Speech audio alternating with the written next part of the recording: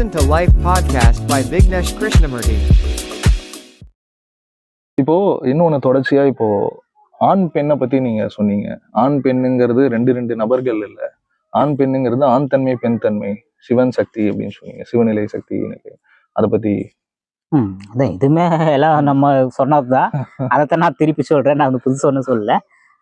இதுல நம்ம அது நமக்குள்ள அந்த சொன்ன கருத்தை நமக்குள்ள ஒண்ணு பார்த்து சோதனை பண்ணி பார்க்கும் பொழுது அதனோட ஆழம் புரியுது. ஆமா, இவங்க சொன்னது சரி. ஒரு ஆணுக்குள்ள ஒரு பெண் தன்மை இருக்குது. அந்த பெண் தன்மை குறைவா இருக்குது, அதனால அவர் ஆணா கருதப்படுறாரு. ஒரு பெண்ணுக்குள்ள ஆண் தன்மை குறைவா இருக்குது, அதனால அவரு பெண்ணாக கருதப்படுறாங்க. இந்த தன்மை இது வந்து சமநிலை அடையும் பொழுது அவங்க வந்து முழு தன்மை அடையணும், முழுமையான தன்மை அடையிறாங்க.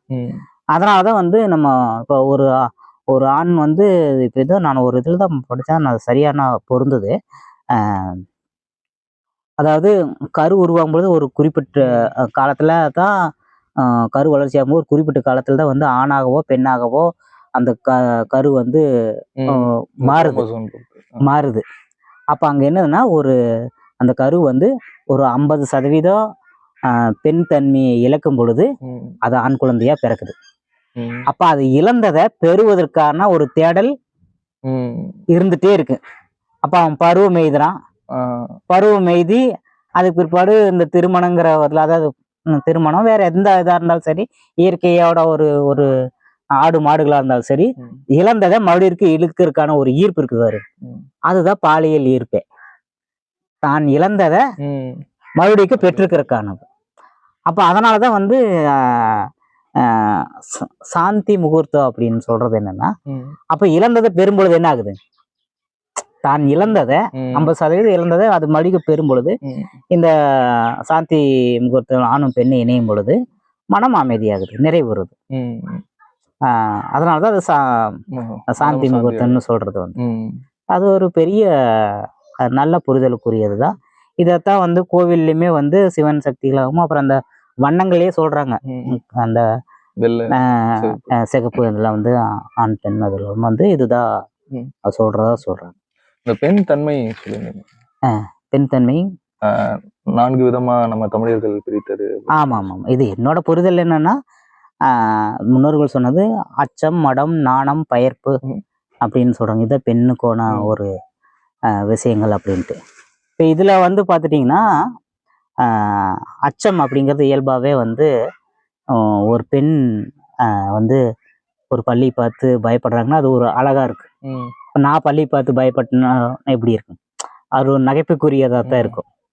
அது இயல்பாகவே வந்து அந்த அச்சம் அப்படிங்கிறது. அது மட்டும் இல்லை, நம்ம என்ன சொல்றாங்கன்னா, கெட்டது செய்யறதுக்கு அச்சப்படக்கூடிய ஒரு இதாகவும் பெண்களோட ஒரு இயல்பு அப்படிங்கிறது.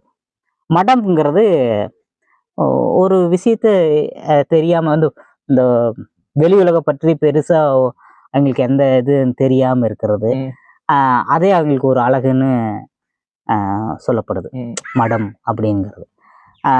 அவங்களுக்கு அது அறிவுன்னு வச்சுக்கலாமே, இயல்பா இருக்கிற அறிவு அப்படி. அச்சம், மடம். நாணம்ங்கிறது பெண்பா வைக்கப்படுறது அழகு.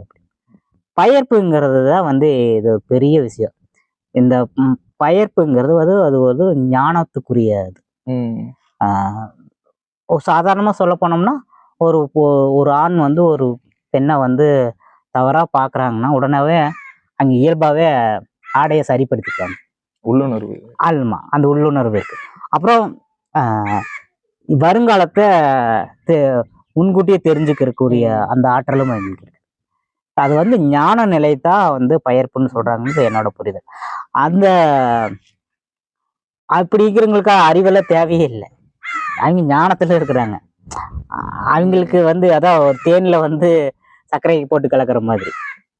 அப்ப அறிவுங்கிறது வந்து ஆண்கள் தான் வந்து இந்த அறிவு சார்ந்து சிந்தனை பண்ணுவாங்க, பெண்கள் வந்து இந்த உணர்வு சார்ந்து பண்ணுவாங்க.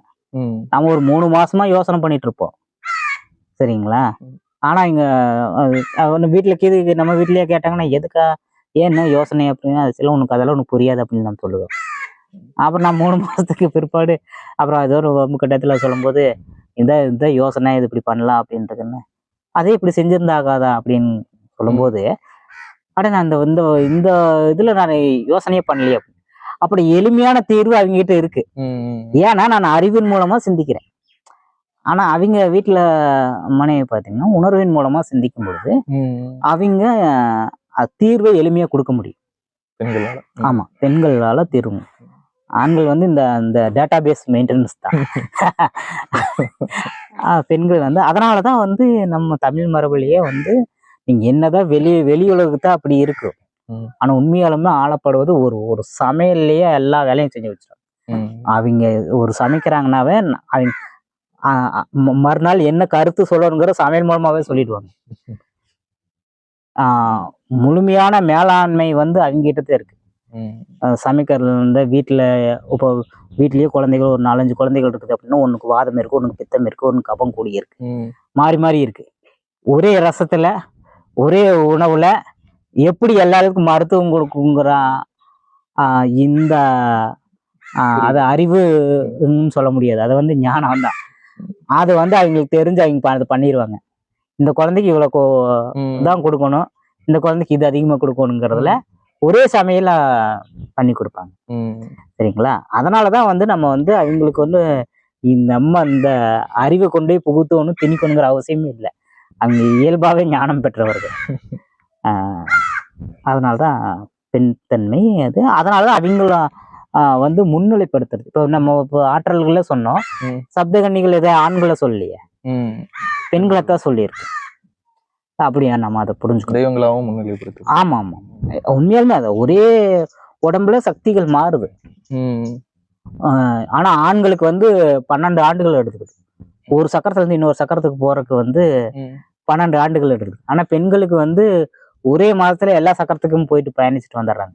7 சக்கரங்களுக்கு அதுக்கேற்ற மாதிரி மாற்றங்கள் இருக்கு. ஆமா ஆமா ஆமா, அவங்களாதான் சரஸ்வதியாகவும் இருப்பாங்க, அவங்களாதான் பத்திரகாளியாகவும் இருப்பாங்க. இது இயல்பு. இது வந்து ஒரு ஆணும் தெரிஞ்சுக்கணும், ஒரு பெண்ணும் தெரிஞ்சுக்கிட்டாங்கன்னா அந்த குடும்பத்துல சிக்கல் கிடையாது. அப்ப இந்த ஒரு ஆண் வந்து ஒரு பெண்ணை புரிஞ்சுக்கணும் அப்படின்னு நினைச்சா இவங்க சக்கரா வேற, அவங்க வேற, அதுக்கேற்ற மாதிரி அது ரொம்ப கடினம். இப்ப இந்த மாதிரியான விஷயங்களை புரிந்து அது மூலமா உறவாடும் போது அந்த என்ன பொறுப்புங்கிறது. அதனாலதான் அதை வாழ்வியல கொண்டு வந்துட்டாங்க. வாழ்வியல்களை கொண்டு வந்து நமக்கு வந்து இந்த விஷயங்களை இந்த மாதிரி சப்தகன்னிகள், இந்த மாதிரி வழிபாடு அப்படிங்கிறது. இப்போ வந்து வாதப்பெட்டுக்காக சமநிலை அடையோம்னா அப்ப என்ன பண்ணலாம் அப்படின்னு பார்த்தோம்னா, சூரிய உதயத்துக்கு முன்னாடி குளிக்கிறது, சூரிய அஸ்தமனத்துக்கு படு குளிக்கிறது, இது செய்யும் பொழுது என்ன ஆகுன்னா இயல்பாவே வாதப்பத்து கபம் வந்து சமநிலை அடையும். அப்போ உடல் சமநிலை அடையும் பொழுது நமக்கு வந்து மனம் தெளிவாகும். அப்ப அங்க சிக்கல்கள் இருக்காது. எந்த சிக்கல் வந்தாலும் அதுக்கு தெளிவுக்கான வேலைகள் செய்வாங்க, தீர்வுக்கான விஷயங்களை முன்னெடுப்பாங்க. அப்படி நம்ம இப்போ ஒரு கணவன் மனைவி 2 பேர்த்துக்குமே வாதம் அதிகமா இருக்குதுன்னா 2 பேரும் சண்டை போட்டுட்டே இருப்பாங்க வேண்டியதுதான். அதனாலதான் அந்த வாத உடம்புக்காரரு அந்த டிவோர்ஸ் கேஸ் எல்லாம் அதான் பொருந்தி போகாது. 2 பேருமே வாதம் பண்ணக்கூடியவங்களா இருப்பாங்க. அதுவும் ஒரு ஆழமான புரிதல் கொடுத்தது. நான் நீங்க அதை சொல்லும் போது வாதம் பித்தத்தை பொறுத்து எல்லாம் மாறும். அப்ப ஒரு காலத்துல அவங்களுக்கு ஒரு விஷயம் வந்திருக்கும், ஆனா அந்த காலம் மாறினோடனே இந்த விஷயம் வராது. என்னடா இதை நான் நல்லா பண்ணுவேன், இதே எனக்கு சரிப்பட்டு வரலன்னா அந்த காலம் மாறிடுச்சு. ஆமா ஆமா.